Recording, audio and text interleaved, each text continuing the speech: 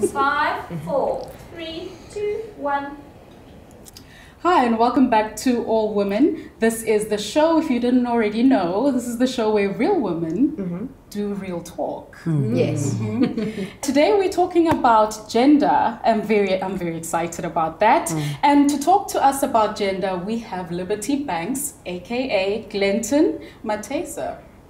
Welcome, and I'm very happy to have you here. So Liberty is the executive director at Gender DynamiX, and of course Gender DynamiX is the first organization in Africa to deal with transgender issues and to offer support to trans people. And also Liberty has a master's in law focusing on trans issues and is currently enrolled for a PhD and is studying women and gender issues. You go by he, she, and they. Yes. Is that correct? That's correct. Would you like to explain to the rest of us why that is? Definitely. I think for me, gender is quite fluid.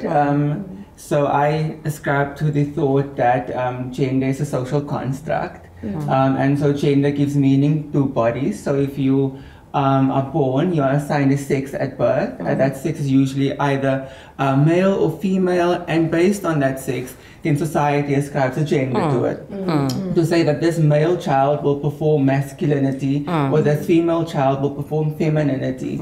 And so for me, the reason why I have very fluid gender and body gender very fluidly is because I believe that I exist in a realm outside of gender, beyond gender, shifting from the one end sometimes to the other end the next moment. And so that's a space of comfort for me, which many people don't understand. Oftentimes you're boxed, and so if you even want to transition, you need to take on a very specific gender, and you cannot be fluid in any regard. I think it's interesting you say, little girls or little boys are pushed into that. We spoke about it a bit earlier with KG, we touched on it very briefly, but I mean, my little 3-year-old, she plays soccer and she's not particularly interested in dolls, but we went to a children's party and they had face painting, and the lady said, "Would you like to be a princess or a unicorn?" She's like, "I want to be a tiger." and then the lady went, "A pink and sparkly, glittery silver tiger?" And she was like, she looked at this woman like, Yeah. it was like, when I actually thought she was going to say, "What the F?" She's like, she's no, I want to be a fierce tiger. And the lady was like, "Oh, okay." So she made her into like, and then she walked around like, it was just really funny. So at Gender DynamiX, your role, what is it there, and what do you think you contribute as someone who obviously has gone through some of the things that the trans community as a whole is going through? What do you feel you contribute, and what is your role in general there? So with regards to the organization itself, so we're predominantly an advocacy organization, and we work in 3 disciplines. So it's education, health, and in law. And so through working in those 3 disciplines, we have a theory of change that if we can really advocate within those discourses, that we can change society and the understanding of gender and sex in a very transgressive way, outside of the norm as we know it today. And so the organization does sensitization trainings and education with educators, with healthcare practitioners, and then we're also trying to lobby government for law reform and policy development to ensure that more protections are given to trans and gender diverse persons within the country. And then at a sub-regional level within Southern Africa, we also offer support to some of our nascent organizations that's also trans-led and trans-specific. And so to give that type of support so that they can also actively, or proactively rather, advocate for a law reform and policy development and access to services within these regions. I think also that's quite important, not just even Southern Africa, but Africa in general. Because even just mentioning gay is against the law. I mean, there's some countries where there's a death penalty. Some countries in Africa, a death penalty just for being gay. So if you want to take that a step further and be a trans person, it's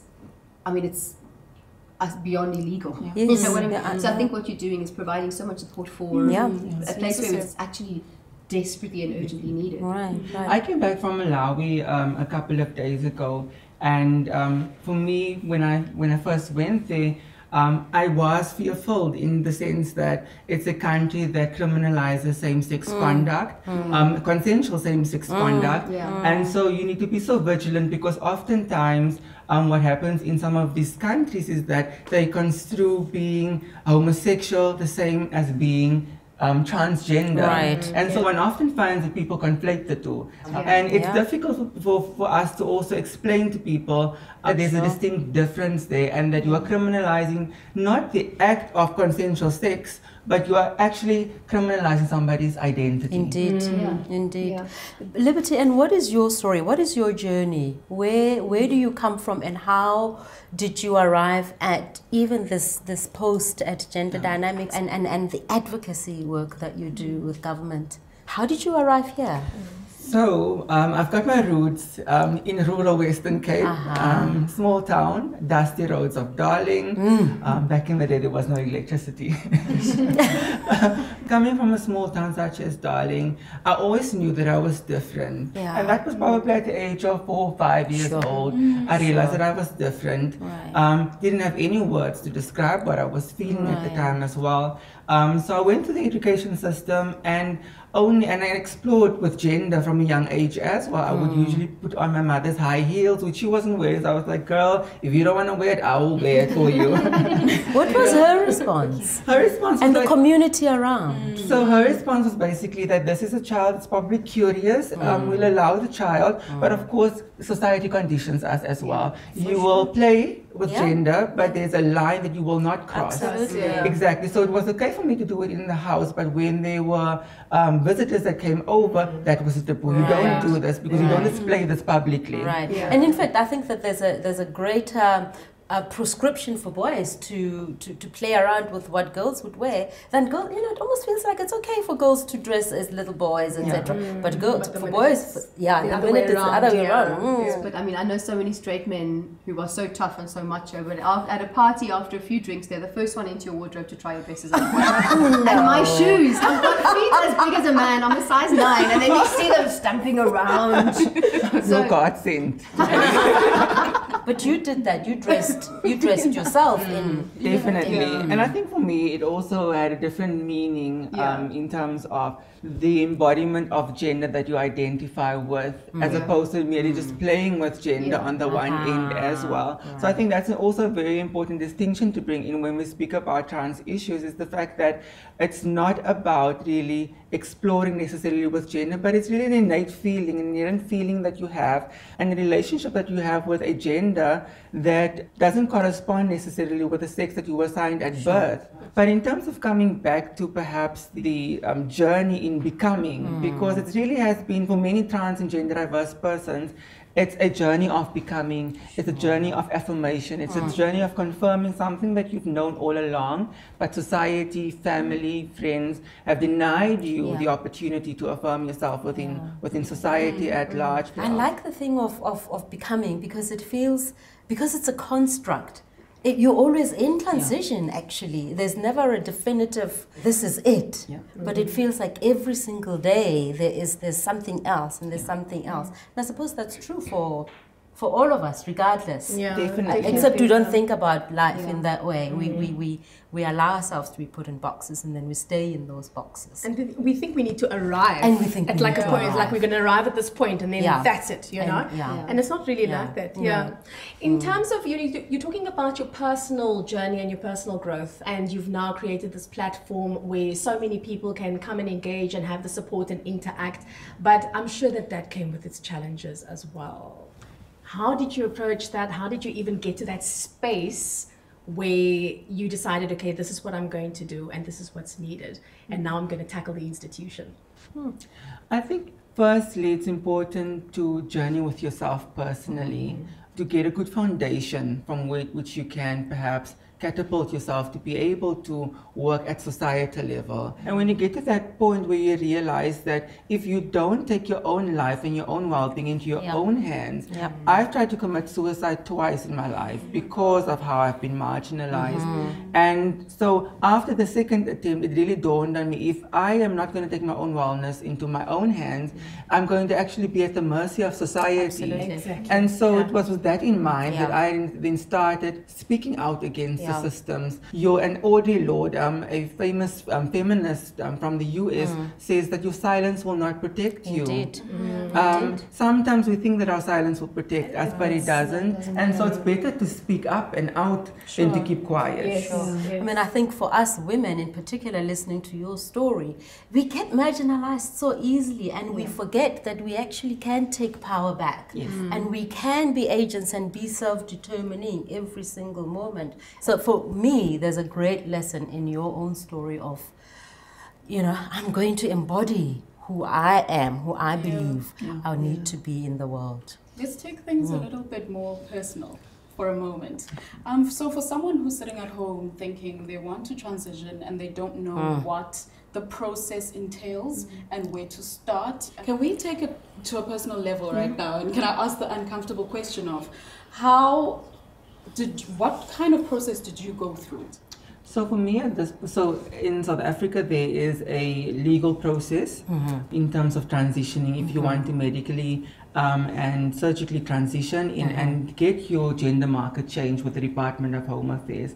It's something that many trans and gender diverse persons want to attain within the country, but to get that legal gender recognition at state level, but they are prohibited or limited from being able to access and vindicate that right because of not having access to medical and surgical care as well. So, and that's specified within legislation, the Alteration of Sex Description and Sex Status Act, which is the legal mechanism in the country allowing for gender marker change. But for a person that's going through their own journey at home in a rural context or even in an urban context, I think the point of departure is that every trans and gender diverse experience is different. Right. We often make the assumption that it is a homogeneous type of experience, that every trans and gender diverse experience is the same. It's not. People experience gender, people have a relationship with gender differently, one person to the next. We've got this big umbrella term called transgender. Yes. But what does it mean? Yes. Right? Exactly. If we are to unpack being transgender and identifying as a transgender person, you get trans-binary individuals and trans-non-binary individuals. Oh, I have no idea what that means. So trans-binary individuals, trans-binary individuals are people that individuals that would want to shift from one end of the sex-gender continuum to the opposite end. Okay. And then using medical and surgical interventions to be able to align their bodies to their gender identity.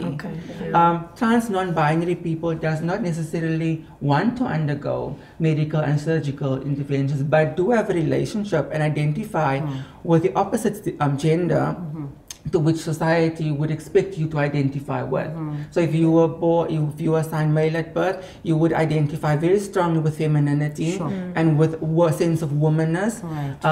And then there are many people like myself that doesn't even want to be labeled as a woman or as a man because we're living in a very fluid space. So it's a big umbrella term that has a lot of subcategories of individuals located under it.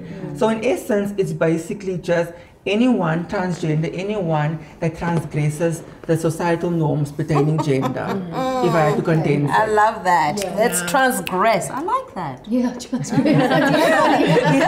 Sure, I really love the point that you made about the transgression, because for us here at All Women, it's really a reminder that there isn't one single woman in the world, but that each one of us is showing up in the world in our own uniqueness. Actually, which is quite transgressive if we think about it. So thank you for that reminder, really. And also on that note, thank you so much for joining us today. It was a pleasure talking to you. We still have a lot of things to unpack. It's such a huge topic. We also need to get to, the psychological effects of the transition. You did mention suicidal thoughts, and so next time we do need to touch on that. So thank you for coming, and we hope to have you again on the show. It was lovely. Well, that's all we have time for. Just remember, you can subscribe to our YouTube channel at All Women TV, and then also hit us up on Facebook, Instagram, and Twitter at All Women TV. Thank you so much for joining us. I hope you enjoyed the show as much as we enjoyed doing it. If you did enjoy it, please feel free to share it on all of your social media and tell everybody about it. If you didn't enjoy it, just don't say anything. And join us next time on All Women. It was something we actually just like did spontaneously, like she did it all of it. So we just started doing all I know.